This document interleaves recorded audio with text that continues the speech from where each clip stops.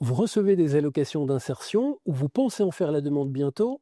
Attention, à partir du 1er mars 2026, de nouvelles règles entreront en vigueur. Si vous bénéficiez déjà d'allocations d'insertion ou si vous introduisez votre demande avant le 1er mars 2026, des mesures transitoires sont prévues.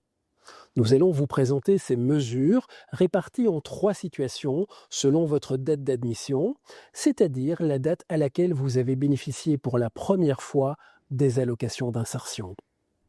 Pour chacune de ces 3 situations, une vidéo spécifique est disponible. Dans cette vidéo, nous expliquons ce que les mesures transitoires signifient pour vous si votre date d'admission se situe entre le 2 janvier 2025 et le 28 février 2026.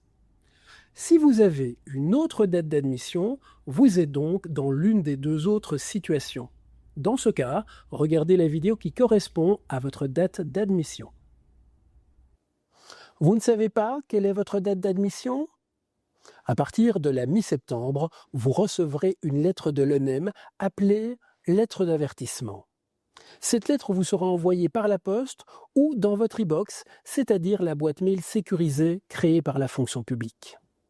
Dans cette lettre, vous trouverez la date de votre première admission qui vous indiquera dans quelle situation vous vous trouvez.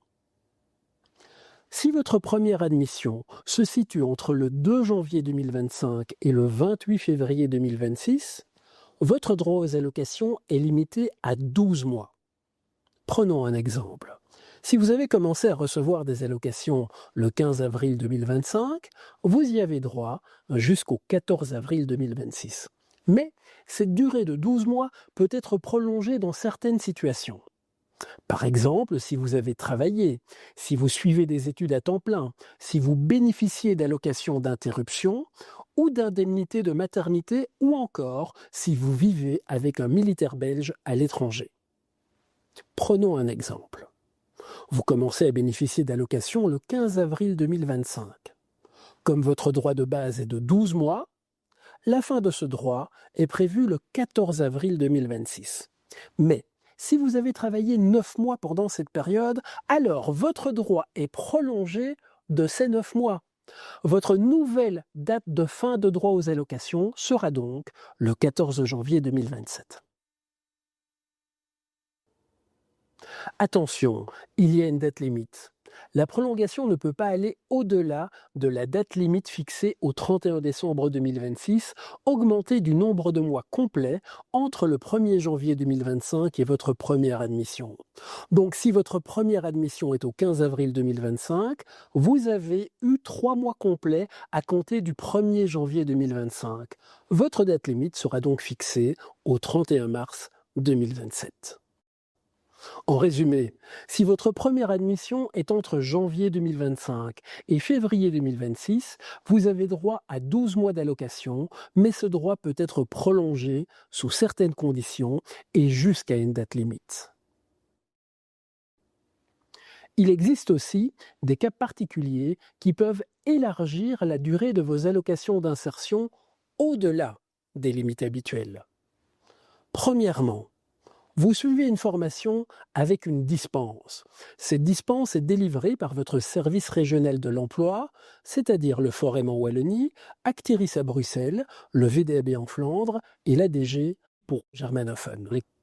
Si cette formation commence avant le 1er janvier 2026 et qu'elle vous prépare à un métier en pénurie, vous pourrez garder vos allocations jusqu'à la fin de la formation, mais au plus tard jusqu'au 30 juin 2030.